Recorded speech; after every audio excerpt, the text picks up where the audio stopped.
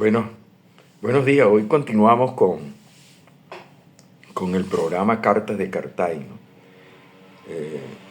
Esta vez voy a hablar de una localidad que se llama Carúpano, pero quería hacerlo de una manera tal que pareciera que estuviera hablando de cualquier otra ciudad que no fuera Carúpano. Es decir, Carúpano es una ciudad costera del estado Sucre que ha tenido un desarrollo, que ha tenido una evolución y en ese sentido esa ciudad se me parece al ser humano.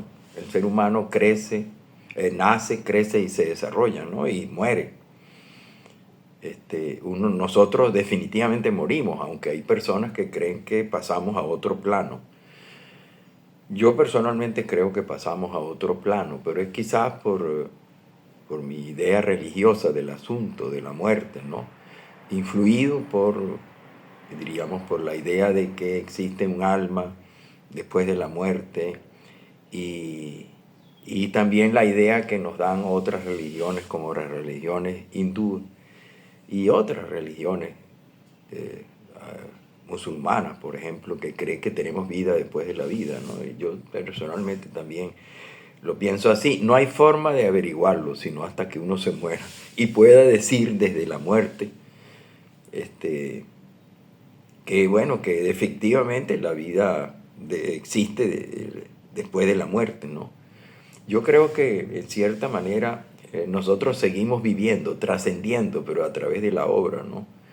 Cuando uno ha desarrollado una actividad, diríamos, a favor de los demás, a favor del prójimo, una actividad que llaman altruista, ¿no? Donde uno se sale de los límites del yo, del yo, de la, diríamos, de esa especie de vanidad, diríamos, justificable en muchos sentidos, que la gente piense que lo más importante de la vida es yo, porque hay permanentemente un discurso que dice que lo más importante eres tú y es el presente. Son visiones reduccionistas, ¿no?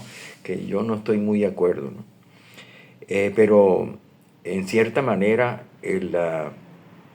nosotros tenemos que salirnos un poco de ese ego que nos limita y nos simplifica la vida y la visión que tenemos de la vida. Y tenemos que empezar a hacer cosas por lo demás, pues. Entonces yo creo que la verdadera, incluso se liga con la felicidad, y creo que la verdadera felicidad es servir a los demás. Y en esa búsqueda, cada uno busca su propio camino, ¿no?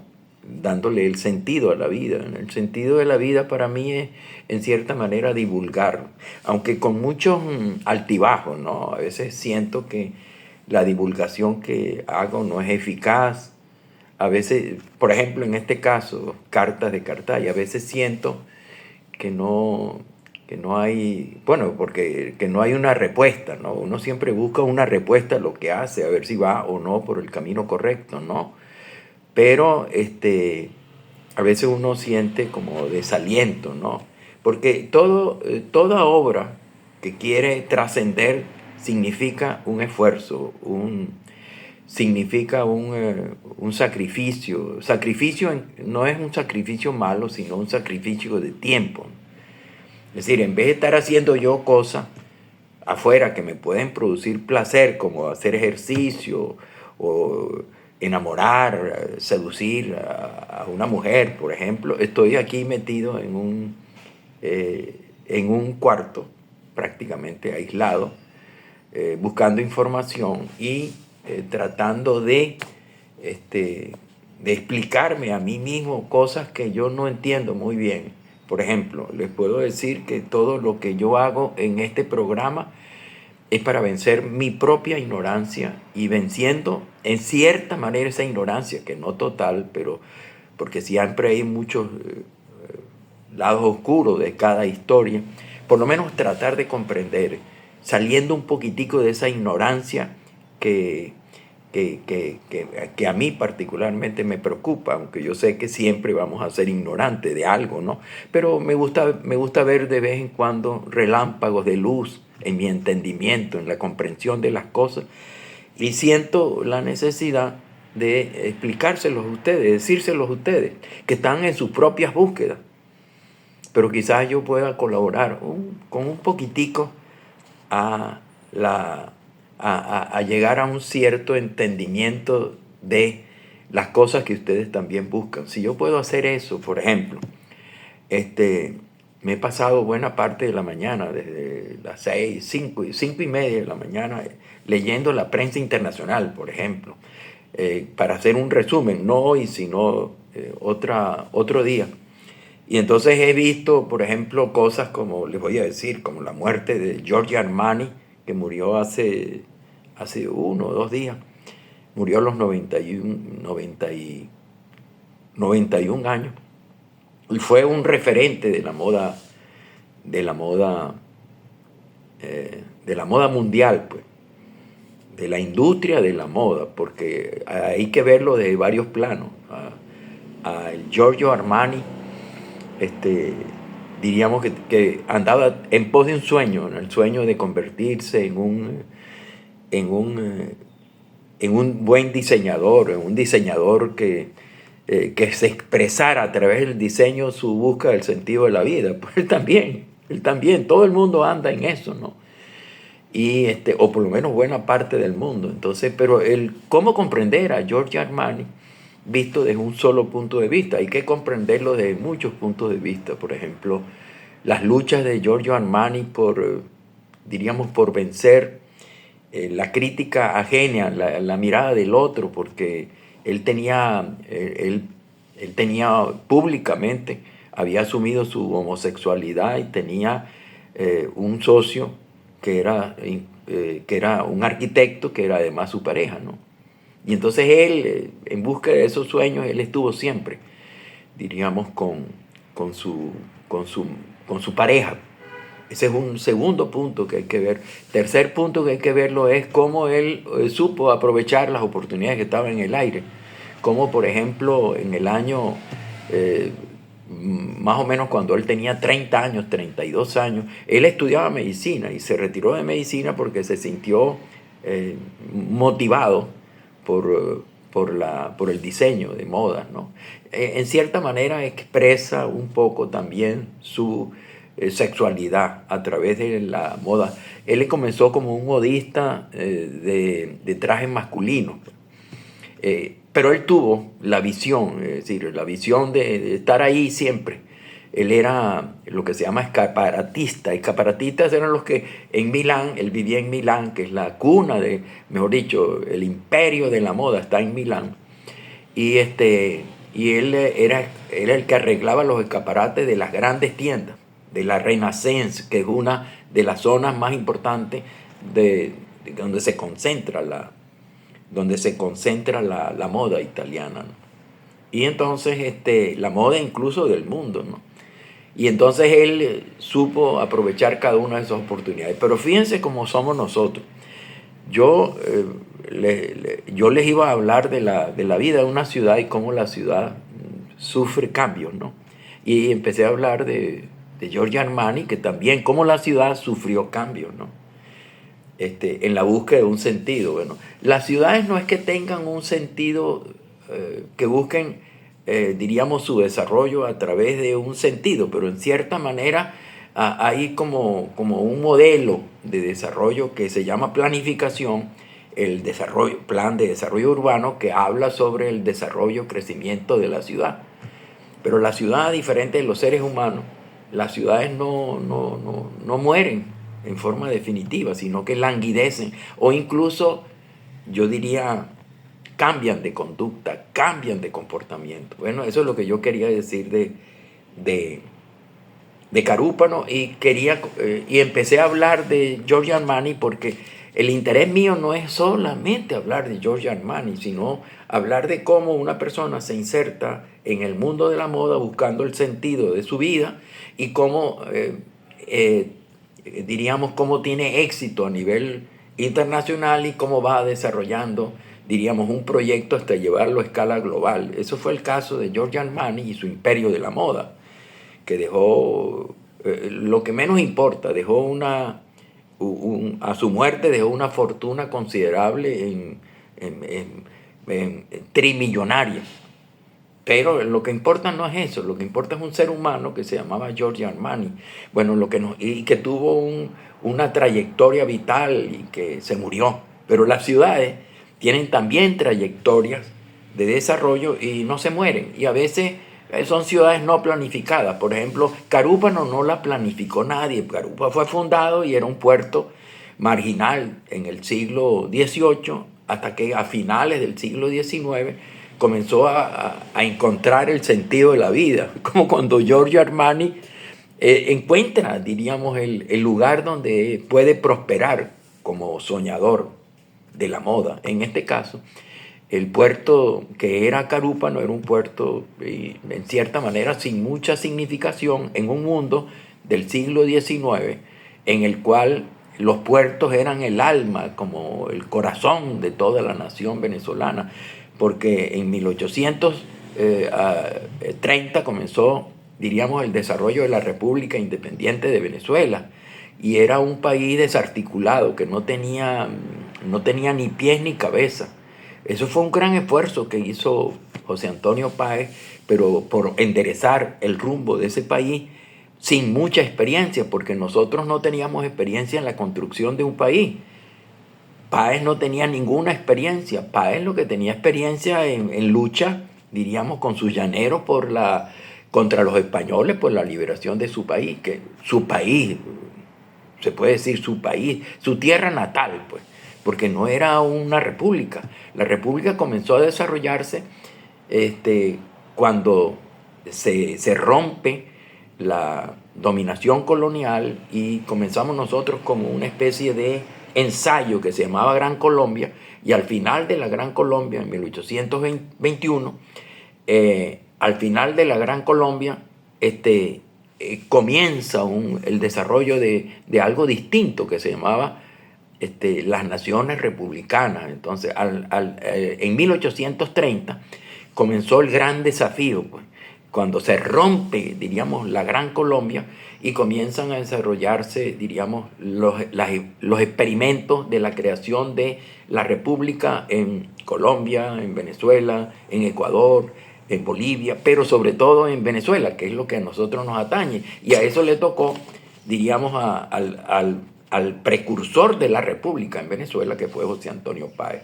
Bueno, en ese mundo desarticulado, donde no se puede hablar del país sino en el papel, porque no existía, diríamos, un país en geografía, en la geografía, porque no había carreteras que vincularan a las diferentes ciudades y sirvieran como fondo o escenario para el desarrollo de un mercado interno.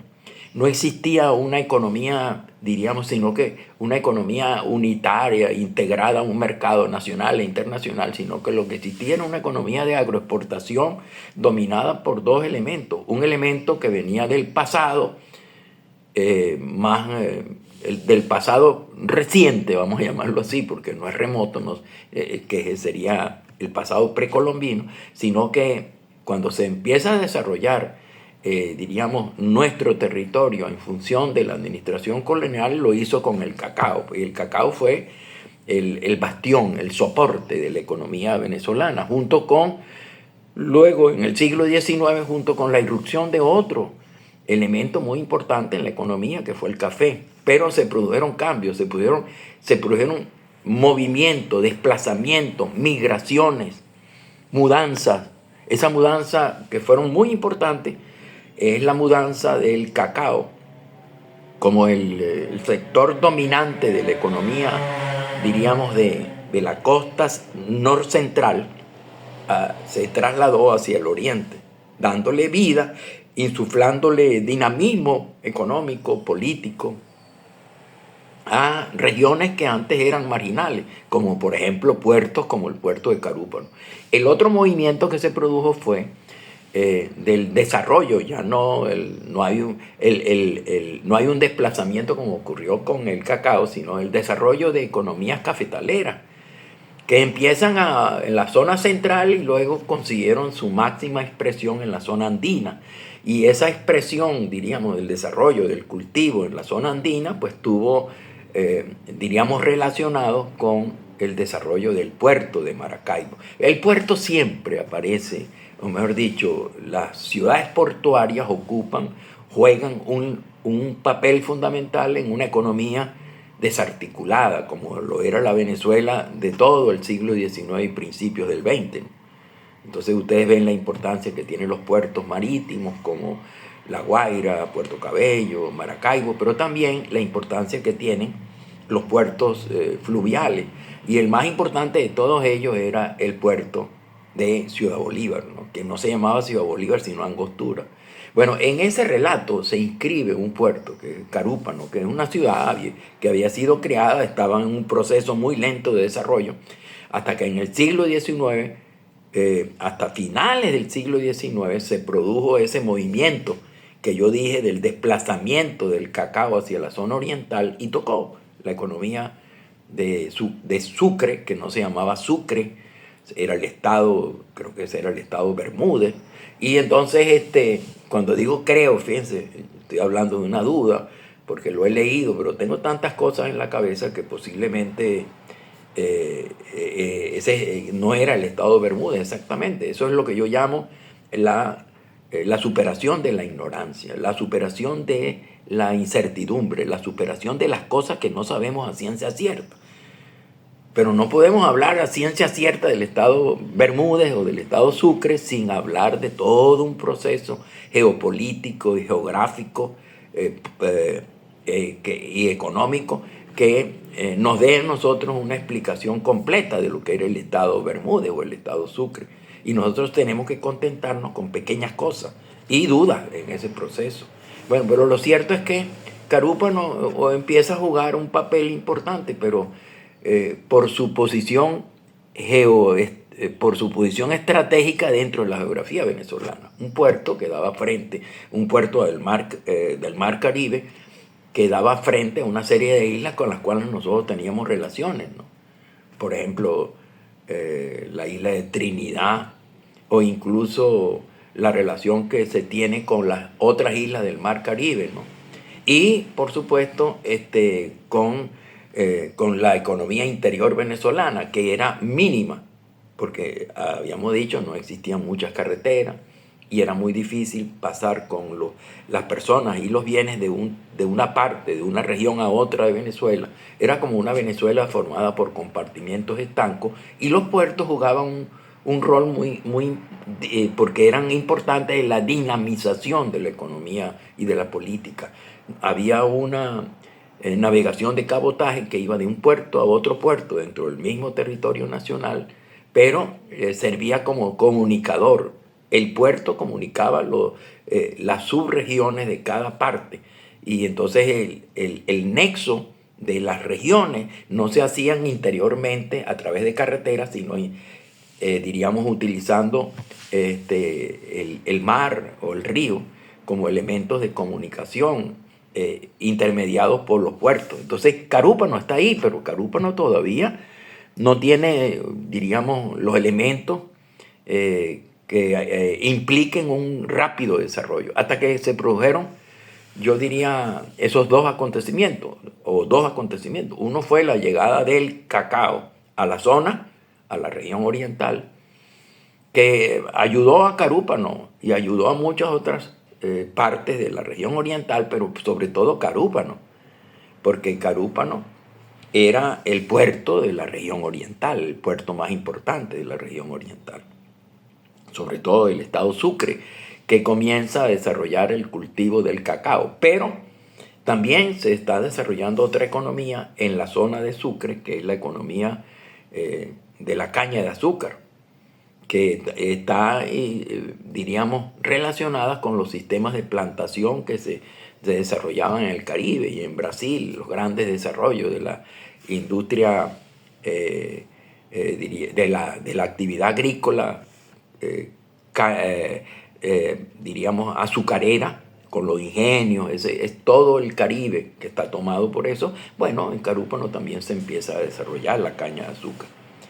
Ahora bien, ¿cuál es el otro acontecimiento? El otro acontecimiento que para mí es muy importante es el acontecimiento, diríamos, migratorio que terminó por por construir un paisaje cultural oriental, ¿no? Y en este caso de Carúpano, la llegada de muchos inmigrantes, sobre todo inmigrantes procedentes de la isla de Córcega, que comenzaron a venirse en el siglo XIX y llegaron, diríamos, llegaron bueno, las redes migratorias utilizan elementos, diríamos, de elementos de parentesco, que son como imanes que van atrayendo nueva gente. En este caso, la llegada, diríamos, la llegada de algunos inmigrantes empezó a convertirse en el elemento de atracción de otros inmigrantes, de familias completas de inmigrantes. Y eso sucedió en el caso de la isla de Córcega, metido dentro de la gran inmigración italiana. La gran inmigración italiana, en los procesos internos en los procesos internos de caos político interno, como era Italia, que no era Italia, sino que era la lucha por los diferentes reinos italianos, por dominar y la lucha de los nacionalistas italianos por construir de todos esos reinos dispersos y fragmentarios y enfrentados entre sí, convertirla en una realidad, diríamos, unitaria, en una república, la República de Italia, la lucha de Cavour, Garibaldi, etcétera, etcétera, ¿no? Y eso también ocurría en la isla, diríamos, la isla de Córsico, que luego va a ser Córcega. Allí nació, por ejemplo, uno de los más importantes guerreros, mejor dicho, estrategas políticos y militares del mundo, fue Napoleón Bonaparte, pero nació en la isla, en Córcega, cuando ya era francesa.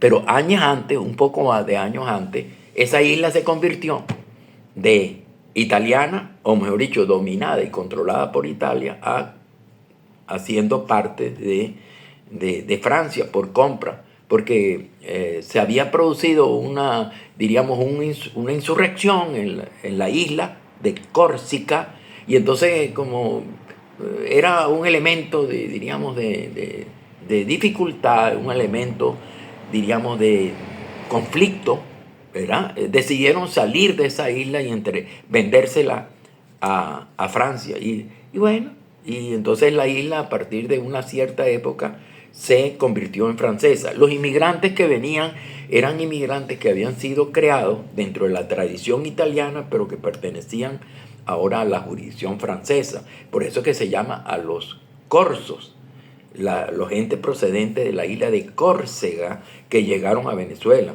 y llegaron relativamente, llegaron con un espíritu innovador admirable.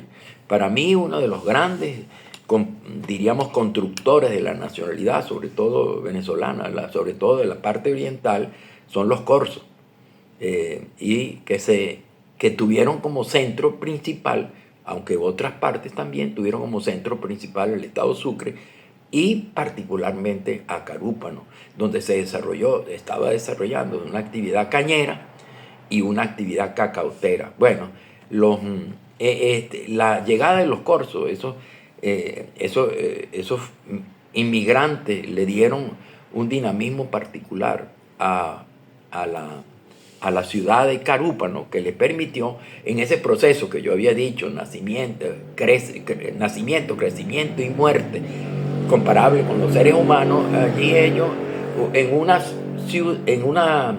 ciudad que había nacido, había crecido hasta llegar al estancamiento, en un puerto que tenía condiciones muy favorables para la exportación regional,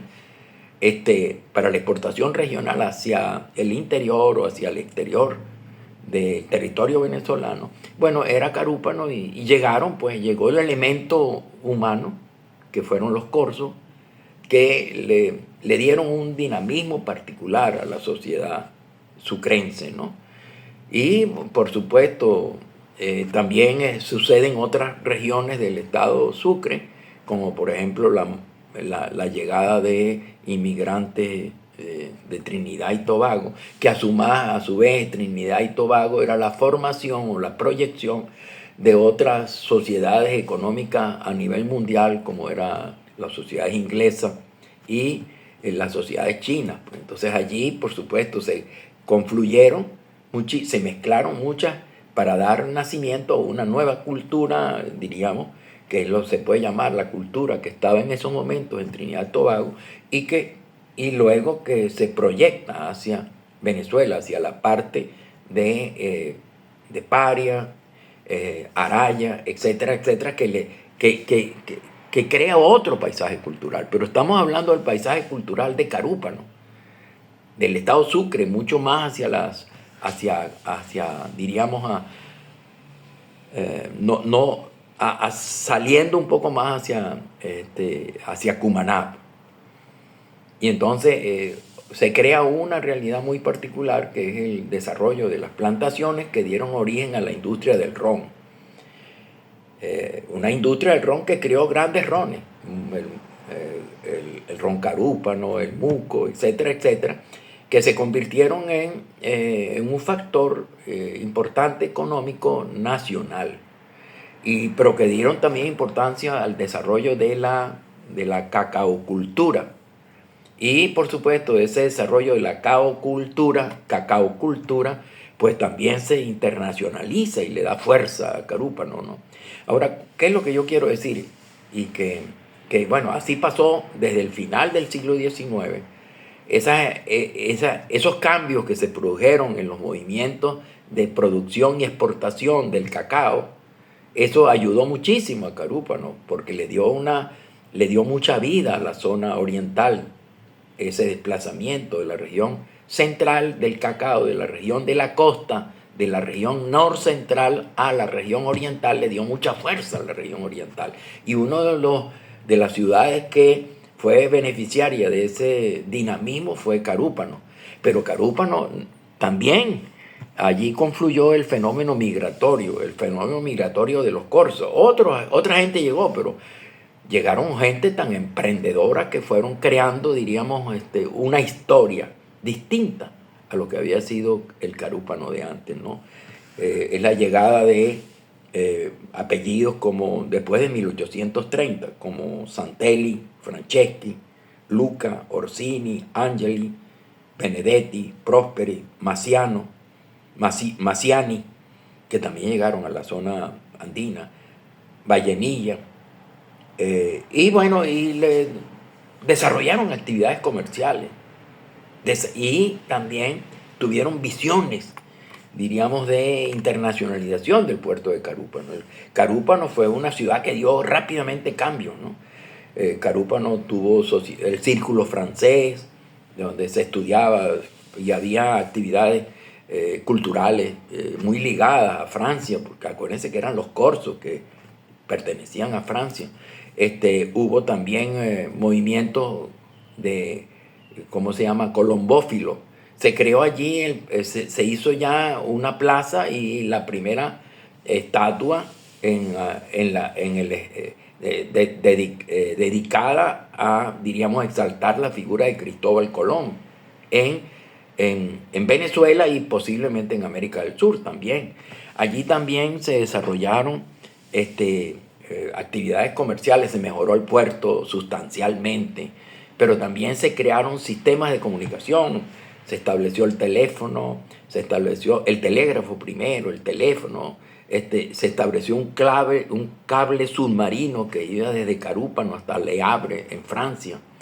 Se estableció y ahora todo eso forma parte de la historia y del patrimonio histórico de Carúpano. Está la casa del cable, etcétera, etcétera.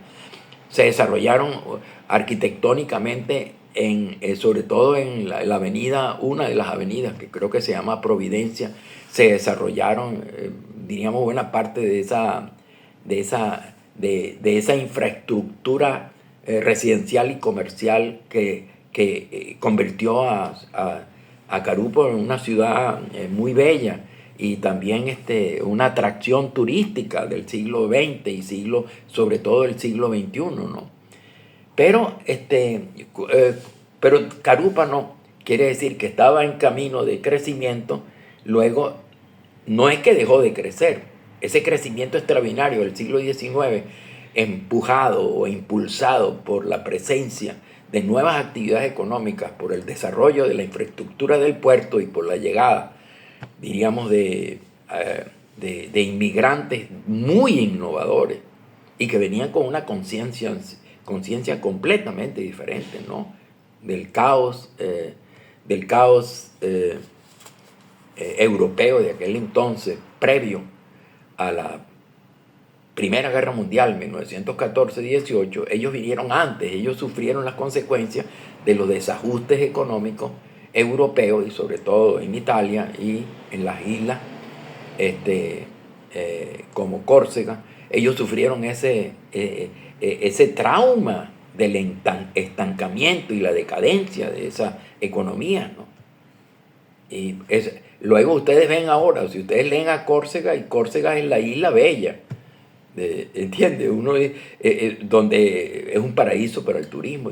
Pero eso fue la Isla Bella fue construida, diríamos, después, vamos a llamarlo así. La Isla Bella es aquella ciudad estancada que preservó los patrimonios de ese tiempo y lo convirtió luego en un elemento dinamizador del comercio, del turismo mundial, ¿no? Sobre todo el turismo europeo.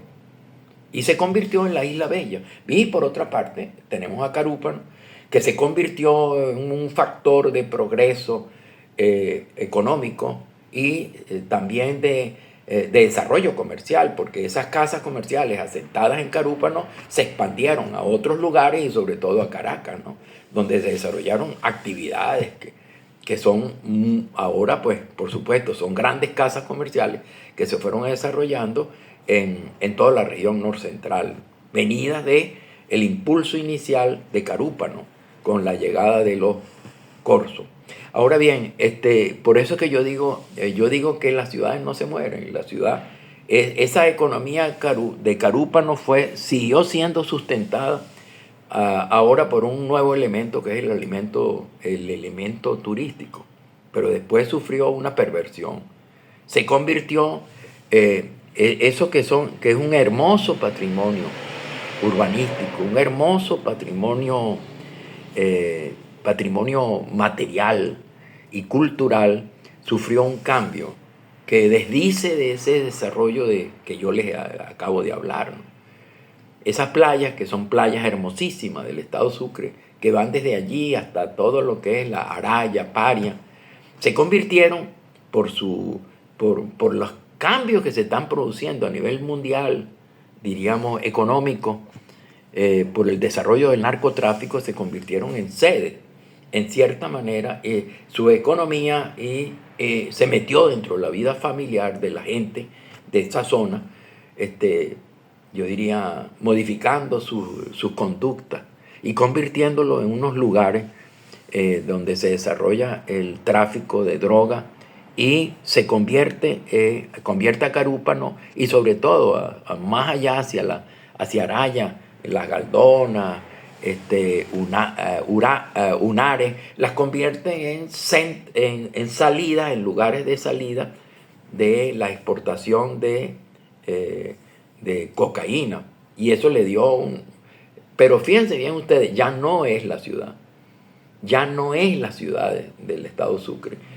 Lo que se convierte en un elemento dinamizador de las economías familiares. Personas que vivían de la pesca dejaron de pescar porque no hay, desde el punto de vista de la rentabilidad económica, no hay comparación entre la rentabilidad económica derivada de ser, diríamos, elementos intermediadores del narcotráfico con pescadores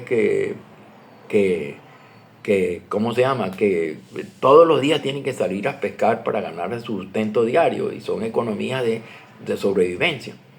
Y ahora ya no, ahora se sale que hay capos que están allí en la zona y que dirigen las economías del narcotráfico y entonces es triste, lo que yo digo, no languideció la región oriental, entre ellos Carúpano, sino que se transformó en algo que se nos va a convertir a la Venezuela del futuro, se va a convertir en un elemento, yo diría, en un elemento negativo para el desarrollo. Tenemos que crear nuevas economías y volver otra vez a las economías de finales del siglo XIX, como las que construyeron los corsos en la región y lo construyeron otros en otras partes, pero en Carúpano tenemos que volver a buscar elementos dentro de las culturas de Carúpano que desarrollen de otra manera la economía carupanera.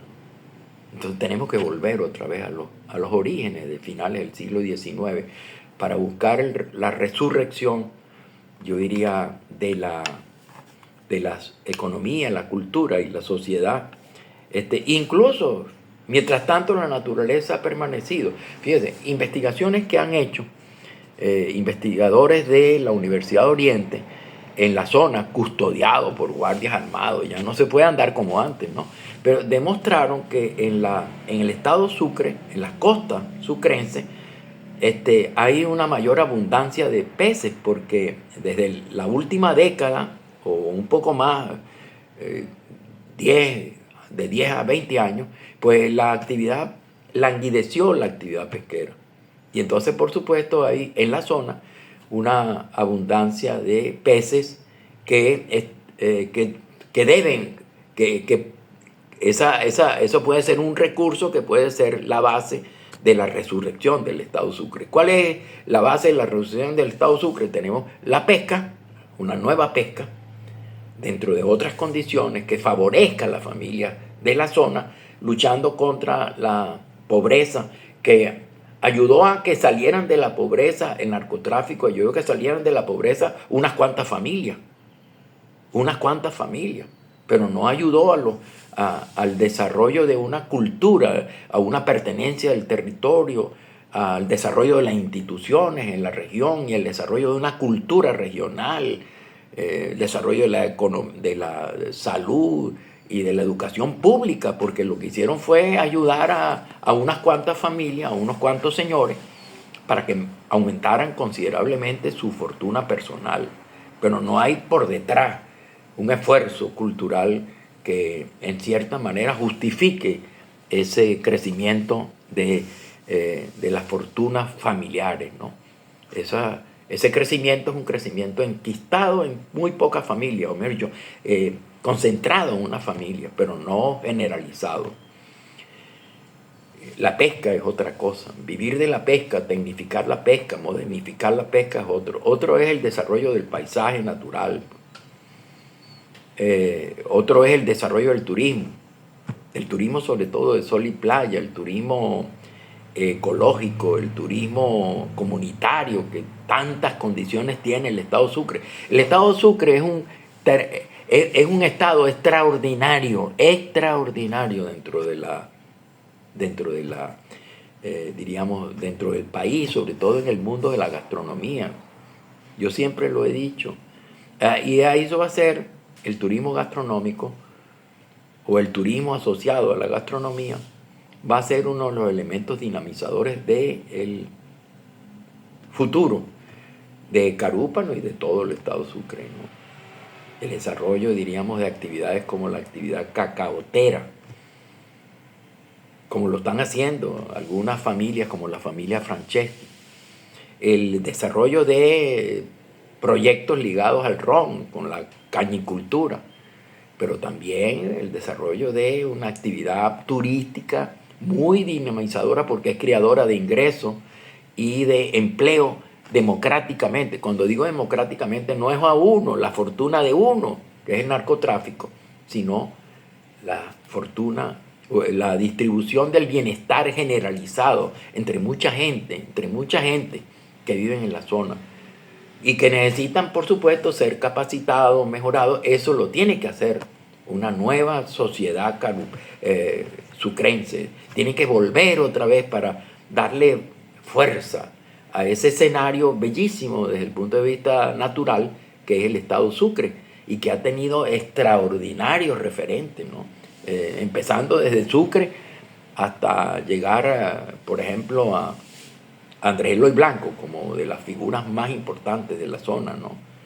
Y hay que volver otra vez a buscar, a escarbar en el alma del sucrense y escarbar también en la gastronomía popular del estado Sucre, al cual están dedicados muchos de sus cocineros, pero carecen de los documentos, carecen de los códigos fundamentales como, por ejemplo, los recetarios que hablen de la riqueza gastronómica del estado. Se carece de los diccionarios propios para desarrollar actividades, diríamos, entre los cocineros y su relación con la sociedad. Se carece del conocimiento de la relación que debe existir entre la naturaleza y una actividad cultural como la gastronomía, que es la explicación de la despensa. No hay esos estudios que hablen de esa. No estoy hablando de estudios académicos, universitarios, estoy hablando de los estudios que exalten la cocina popular y la búsqueda de ingredientes locales que le permitan desarrollar una propuesta gastronómica diferente. Y eso es Sucre. Sucre había venido desarrollando, y todavía lo está haciendo, una propuesta gastronómica, pero tiene que ser ahora desvinculado de toda esa pequeña historia y mala historia del narcotráfico que se enfrenta a las fuentes del desarrollo futuro del estado Sucre. Me cuesta mucho hablar de esas cosas, ¿no? Me cuesta mucho hablar de esas cosas porque hablar de eso significa hablar de esos esfuerzos por crear, diríamos, hospedaje, lugares de entretenimiento, lugares de relacionamiento social en Carúpano, por ejemplo. Empezando por cosas como la iglesia, instituciones como la iglesia, los esfuerzos industriales, la fabricación de pasta y fabricación de hielo que se dieron a finales del siglo XIX, por el desarrollo de las panaderías, entre ellas panaderías como La Competidora, que fue establecido en 1887, ¿no? El desarrollo incluso de los botiquines, uno de los más importantes era el Vesubio de Juan Pepe Salvati, otro de los apellidos Corso, y que en 1894 se convirtió en uno de los primeros restaurantes de la ciudad y que a su vez se convirtió en uno de los principales en su proceso de crecimiento en uno de los primeros hoteles de la ciudad de Carúpano, ¿no? Donde se ofrecía comida italiana. Ellos fueron los introductores de cocina italiana, porque si ustedes revisan el menú del restaurante Vesubio, que se convirtió, yo digo, de botiquín en restaurante, y de restaurante también se amplió a hotel, y que vendía también productos ultramarinos, o sea, venido de otras partes del mundo. Ellos empezaron en su menú, ofrecían, es interesante porque ofrecían menú con platos que se los voy a leer, pero el menú se ofrecía en el espacio de tiempo entre las 10:30 de la mañana y 12, o sea que estamos hablando de que hubo un cambio de los horarios, del almuerzo, y que nosotros no lo hemos estudiado. O sea, el almuerzo se servía entre las 10:30 de la mañana a las 12 de la mañana, no más tarde. Y por supuesto, si usted ofrece un almuerzo a las 10:30 de la mañana, uno se puede imaginar, inferir que el desayuno ocurría en una sociedad como Carúpano, más o menos de las 7 hasta las 8 de la mañana, para que luego transcurriera un tiempo más o menos largo entre el desayuno y el almuerzo. ¿Y qué eran los platos que se ofrecían? Sobre todo los jueves y los domingos, a ese horario de 10:30 a 12, se ofrecían platos como ravioli, macarroni, preparados por cocineros italianos como por ejemplo Pasquale Gravinia. Y la comida más conocida y realmente ofrecida en esos restaurantes o en esos sistemas de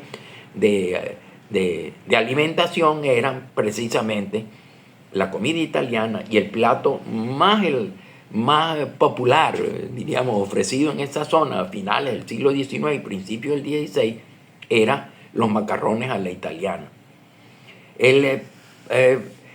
Pero también Bueno, también había otro restaurante, un restaurante importante, era el restaurante del Hotel Sol de Oriente, que estaba ahora sobre la calle Cartagena, ¿no? Y allí se reunía la gente a comer, y había menú también. Un menú ofrecía ahora fíjense bien, se va desarrollando una especialidad distinta, que era la atracción de la gastronomía de la región norcentral, que era, por ejemplo, Caracas. Allí ese restaurante del Sol de Oriente se especializaba en lo que ellos llamaban una oferta de gastronomía caraqueña en el almuerzo. Ofrecían, por ejemplo, olleta a la caraqueña, hallacas a la caraqueña, carne abiscochada, estofado de ternera, bistec a la napolitana también entraba, y roast beef a la caraqueña, pastelitos de leche, no sé qué era, plátanos en tentación, seguramente eran plátanos con azúcar y huevos, no sé. Pero eso es lo que uno tiene que estudiar en la gastronomía. A ver, ¿qué pasó con esa? Y se ofrecían caraotas negras fritas, eran las caraotas refritas, que van a conformar parte. Es decir, el pabellón criollo se fue constituyendo por parte. Pabellón, que le decían el pabellón caraqueño. Primero, nosotros servíamos arroz, pero por separado. Después caraotas fritas, por separado, como lo estamos viendo aquí en Carúpano. Carne mechada, por separado, pero era la carne mechada frita y luego se convirtió en carne mechada guisada. Luego el plátano, ahí está el plátano a la tentación, presumiblemente eran rebanadas o tajadas de plátano que eran como caramelizadas. Entonces, y así se fue construyendo, diríamos, una oferta ya nacional, pero comandada por quién, comandada por qué lugar, comandada por la región central, por la capital de la República, Caracas. Entonces había, por ejemplo, hallacas a la caraqueña, asado a la caraqueña, bistec a la caraqueña, etcétera, etcétera, todo caraqueño. Y por supuesto, pero ahí entraban otros productos locales, como por ejemplo buñuelos de ñame en almíbar, cuando los buñuelos en otras partes del país eran buñuelos de yuca, o buñuelos de camote, o batata, o chaco, como le dicen en la región. Y el plátano también se ofrecía, de acuerdo con lo que se estaba desarrollando, esa gastronomía que se estaba desarrollando en la región, eran plátanos al vino, seguramente al vino dulce, y luego dulce de mamey en almíbar, que dulce de piña, dulce de cerecita, y también se desarrollaron a finales del siglo XIX platos como la polvorosa de pollo, que entre paréntesis no eran platos de Carúpano, pero que eran platos de Venezuela, sobre todo de la región de los altos valles carabobeños, donde la polvorosa de pollo fue desarrollada como uno de los platos más importantes del estado Carabobo, pero también ustedes lo tenían a finales del siglo XIX. Por ejemplo, era ofrecido en 1886 en el Sol de Oriente, en el Hotel Sol de Oriente, el restaurante Sol de Oriente, en Carúpano, ¿no? Pero también ofrecían, pues por supuesto, comidas, productos ultramarinos, delicatessen, como por ejemplo los jamones de Westfalia aplanchados, jamón aplanchado, como se hacía antes, ¿no? Y todavía se sigue haciendo para la fecha navideña. Bueno, lo cierto es que hay varias cosas. Primero, la internacionalización de la cocina sucrense a través por la mediación de la influencia que tenían los corsos, pero también yo diría los cambios que producen la comida sucrense por la llegada de otras influencias, como la influencia de Caracas, en función del puerto que era Carúpano, por las relaciones entre el puerto de Carúpano y La Guaira. Y por supuesto, y el desarrollo de algunos diríamos, de algunas preparaciones que le perdimos la pista, como por ejemplo plátanos al vino, después que le perdimos la pista, como por ejemplo el queso de cochina, queso de cochino que tenemos que averiguar qué era un queso de cochino, porque eso formaba parte de lo que se servía en Carúpano a finales del siglo XIX, o sea, hace 150 o 140 años, ¿no? Es la historia de la cocina. Entonces, bueno, disculpen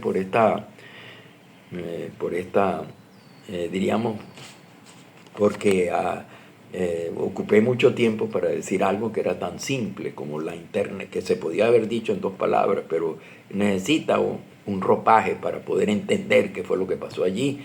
Carúpano fue entonces el beneficiario como ciudad que sigue su proceso de crecimiento, beneficiario de el empujón que le dio la incursión del cacao de la zona norcentral a la zona oriental y la llegada de contingentes importantes de inmigrantes desde la isla de Córcega, que es francesa, pero que años antes ya había pertenecido a la italiana y fue como un elemento transmisor de la cocina italiana. Ahí no se transmite la cocina francesa a finales del siglo XIX, se transmite la cocina italiana, porque la isla cambió de jurisdicción político-administrativa, pasó de Italia a Francia.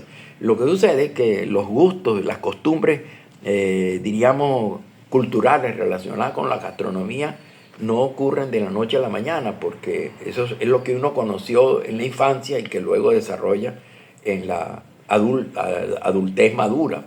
O sea, transcurre el desarrollo de 1 o 2 generaciones para poder imponer una cultura gastronómica. Eso fue lo que pasó con Carúpano, que a pesar de ser una influencia francesa, siguió sirviendo la cocina italiana. Pero esa cocina italiana, en cierta manera, no continuó su proceso de desarrollo, ni completó el desarrollo de la cocina francesa, que sí tiene platos en la zona, pero que luego entra la cultura gastronómica caraqueña, pero lo más importante es la respuesta o la propuesta de los cocineros de Sucre en función de los ingredientes de los ecosistemas del estado Sucre. Ese es el gran reto que tienen los cocineros de hoy en día. Entonces espero haber contribuido con dilucidar algunos puntos de esa maravillosa aventura del desarrollo de la cocina y de la sociedad carupanera y en general sucrense. Nos vemos entonces.